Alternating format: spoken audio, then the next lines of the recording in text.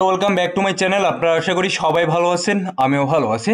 আহ, এই জায়গাটাতে আপনারা যদি দেখেন, গতকালকে আমি একটা জিনিস বলছিলাম যে মার্কেট সিপিআই ডাটার রেটটা এই জায়গাটাতে ভালো আসার পরও মার্কেট কেন নিচের দিকে আসতেছে, সেই বিষয়টা কিন্তু অনেকেই এই জায়গাটাতে ধারণা করছে যে অলরেডি যেহেতু মার্কেটে একটা বড় পাম্প করছে, সো ওই কারণে সিপিআই ডাটার যে রেটটা আসছে এটা ভালো থাকার পরও কিন্তু মার্কেট নিচের দিকে আসতেছে, মানুষকে একটু ট্র্যাপে ফেলার জন্য যে মার্কেট নিচের দিকে আসতেছে। ঠিক আছে, সো দেন কিন্তু একটু যদি আপনারা মুভমেন্ট এই জায়গাটাতে দেখেন, সেটা হচ্ছে বিটকয়েনের এই জায়গাটাতে গতকালকেও 4 ঘন্টার টাইম ফ্রেমে একটা কিন্তু ব্রেকআউট দেওয়ার চেষ্টা করছিল, এখানে 1,08,000 পর্যন্ত চলে গেছিল। ঠিক আছে, সো হিউজ পরিমাণ মানুষ এই জায়গাটাতে ফিউচার ট্রেড করছিল, লং পজিশন নিচ্ছে। ঠিক আছে, তো এখন হলো কি, এখন যেটা হলো সেটা হচ্ছে যে ইসরায়েল এবং ইরানের যে ওয়ারটা চলতেছে সেইটার কারণে মার্কেটে কিন্তু একটা খুব ভালো পরিমাণে ক্র্যাশ আসছে, বিশেষ করে রিস্কি যেগুলো অ্যাসেট, সেই রিস্কি অ্যাসেটগুলোতে। এবং এই রিস্কি অ্যাসেট থেকে টাকাগুলো কোথায় যাচ্ছে এখন? আপনার টাকাগুলো যাচ্ছে আপনার গোল্ডে, এবং টাকাগুলো যাচ্ছে আপনার অয়েলে। ঠিক আছে, সো রিস্কি অ্যাসেট থেকে মানুষ কিন্তু এখন মুখ ঘুরিয়ে নিচ্ছে শুধুমাত্র ওয়ারের কারণে। এখন গত 24 ঘন্টায় আপনারা যদি এই জায়গাটা লক্ষ্য করেন, বিটকয়েন মোটামুটি 3%-এর মতো দাম করছে, ইথিরিয়াম 8%, এক্সআরপি 4%, সোলানা 10%। মানে এই জায়গাটাতে ম্যাক্সিমাম কয়েন, যেগুলো ওয়ার্লস কয়েন আছে, মিম কয়েন আছে, এগুলো 2 ডিজিটের উপরেই কিন্তু দাম করছে। ঠিক আছে, তো সমস্যাটা হচ্ছে কি, সমস্যাটা একটাই, এই মার্কেটে এই মুহূর্তে স্পটে যারা কাজ করতেছেন অথবা ফিউচারে যারা কাজ করতেছেন, তারা কিন্তু টাকা এই জায়গাটাতে প্রফিট করতে পারতেছেন না বা টাকা জেনারেট করতে পারতেছেন না। যারা স্পটে আছেন তারা প্রতিনিয়ত মার্কেট দাম দেখতেছেন, যারা ফিউচারে আছেন তারা মার্কেটের মুভমেন্টে ধরতে পারতেছেন না যে মার্কেট উপরের দিকে যাবে নাকি নিচের দিকে যাবে। ঠিক আছে, সো এখন কথা হচ্ছে, যারা আপাতত এই জায়গায় এই মার্কেটে অ্যান্টি নেওয়ার চেষ্টা করতেছেন বা চিন্তা ভাবনা করতেছেন, তারা একটু ওয়েট করুন, মার্কেট আর একটু কারেকশন নেক, দেন আপনারা মার্কেটে অ্যান্টি নেবেন। এবং আমার যে ফর্মুলাটা আছে, আমি যেই বিষয়টা আপনাদেরকে বলছিলাম যে মার্কেটে আপনারা 10%, 20%-এর একটা মুভমেন্ট আসলে, প্রফিট আপনাকে দিলে সেখান থেকে আপনারা এক্সিট করবেন। এবং আমি কিন্তু গত কয়েকদিন আগে যখন মার্কেট এই জায়গাটাতে ভালো একটা মুভমেন্ট ক্রিয়েট করছে, আমি কিন্তু ওই জায়গাটাতে আমার যেগুলো টেলিগ্রামের সিগন্যাল ছিল সবাইকে এক্সিট নিতে বলছিলাম। ঠিক আছে, সো এখন কথা হচ্ছে, এটাই একমাত্র ওয়ে যারা স্পটে হোল্ডিং করেন বা ইনভেস্টমেন্ট করেন, একটা পজিশন নেবেন, পজিশন নিয়ে 10 থেকে 20% বা 15% ওই জায়গাটাতে প্রফিট দিয়ে বের হয়ে আসবেন। আদার কোনো এই জায়গাটাতে এই মুহূর্তে ওয়ে নেই, না তো বুল রান, না তো অন্য কিছু। ঠিক আছে, সো এখন এক্সিট নিয়ে আপনি বসে আছেন, এই সময়টাতে আপনি ইনভেস্ট করবেন না আপাতত। ঠিক আছে, যতক্ষণ পর্যন্ত মার্কেটের একটা বটম ক্রিয়েট না হচ্ছে ততক্ষণ পর্যন্ত এই জায়গাটাতে ইনভেস্ট করা যাবে না। মার্কেটের মুভমেন্ট দেখে দেন কিন্তু আবার নতুন করে আমি কয়েন আপনাদেরকে সাজেস্ট করব আমার টেলিগ্রাম চ্যানেলে, যে এই কয়েনটাতে ইনভেস্ট করুন, এই কয়েনটাতে ইনভেস্ট করুন।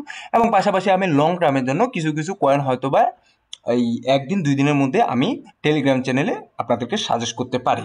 ঠিক আছে, সো যে বিষয়টা আপনাদেরকে বলছিলাম, আজকে টেলিগ্রাম চ্যানেলে আমি একটা পোস্ট করি, সেই পোস্টটাতে আমি বলছিলাম যে এই যে ওয়ারটা চলতেছে, এই ওয়ারটা হচ্ছে যে একটা পাওয়ারের ওয়ার, ক্ষমতার ওয়ার, এবং এটার কারণে সবচেয়ে বেশি এই জায়গাটাতে ক্ষতিগ্রস্ত হচ্ছে সাধারণ মানুষ। এবং সাধারণ মানুষ আপনি বলেন, যদি বলেন এমনিতে যারা ইনভেস্ট করে আছে রিস্ক অ্যাসেটে বা নাই, তারাও কিন্তু এই জায়গাটাতে ক্ষতিগ্রস্ত হচ্ছে, সেটা আপনারা জানেন। সো পলিটিক্যাল ইস্যু বা জিও পলিটিক্স ইস্যু, যেহেতু এই বিষয়টাতে নিয়ে আলোচনা করবো না এই জায়গাটাতে, তো আপনারা অনেকেই বা অনেকেই না সবাই জানেন যে আসলে অ্যাকচুয়ালি এই জায়গাটাতে ক্ষতিগ্রস্ত কে হয়। ঠিক আছে, সো এখন এই জায়গাটাতে দেখেন, bitcoin tumbles below 140K as a Israel strike Iran. So এটা বা এটা স্বাভাবিক ব্যাপার, এটা যখন একটা যুদ্ধ হয়, এর আগেও যখন ইরান এবং ইসরায়েলের একটা যুদ্ধ লাগছিল, ক্লাশ হয়েছিল, তখনও কিন্তু মার্কেট ওই জায়গাটাতে ডাম করছিল। ঠিক আছে, সো এখন কথা হচ্ছে এই জায়গাটাতে মার্কেট কি করবে, মার্কেট কি আবার ডাম করবে বা কতটুকু পর্যন্ত যাইতে পারে বা এই বিষয়টা দেখুন। এর যে একটা জোন আছে, এই জোনটা যদি ক্রস করে, ঠিক আছে, এই জোনটা যদি ক্রস করে 1 লক্ষর, এই জোনটা যদি ক্রস করে, মানে এর জোনটা ব্রেক করে যদি নিচের দিকে আসে, দেন কিন্তু আমরা বিটকয়েনকে 90,000-এর ঘরটাতে দেখতে যাচ্ছি। 90,000 না, 90,000-এর ঘরটাতে, মানে ওখানে 97, 95, 94 হইতে পারে। সো এখনো বলা যাবে না, বাট ফার্স্টলি এই জায়গার এই ঘরটা যদি ব্রেক করে, ঠিক আছে, দেন এই জায়গাটা যদি ব্রেক না করে এবং এটা যদি তার যদি একটা কি করে হাই ক্রিয়েট করে, ঠিক আছে, লোয়ার হাই ক্রিয়েট করে, দেন কিন্তু মার্কেট এখান থেকে আবার বুম করে উপরের দিকে উঠবে, ঠিক আছে। সো দেখা যাক এখন কি হচ্ছে।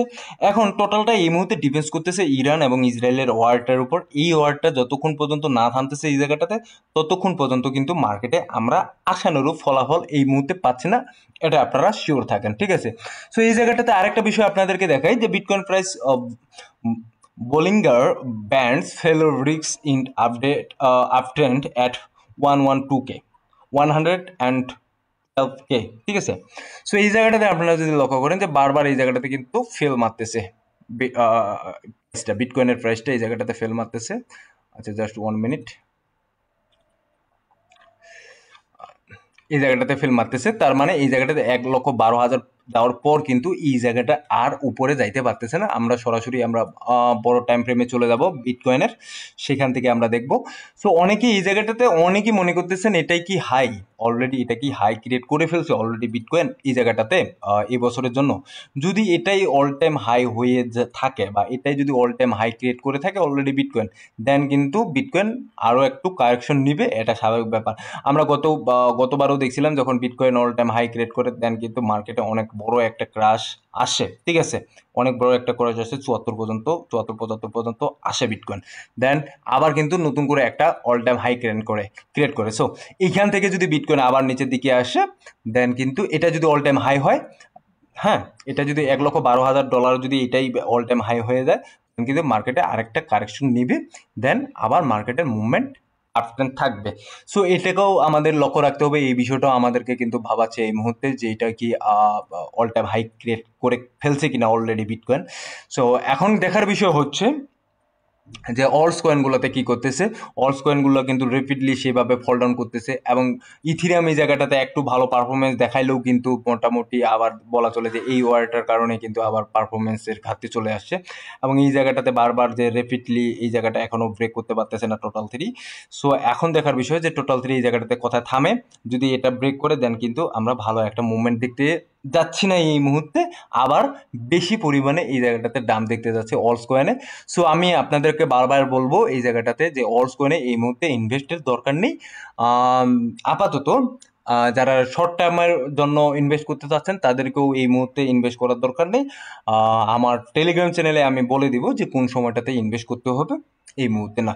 সো ধন্যবাদ সবাইকে, ভালো থাকবেন, সুস্থ থাকবেন। আর যেহেতু ইনভেস্ট করে বসে আছেন, একটা না একটা সময় এটা তো পাম্প করবে, প্রফিট দিবেই।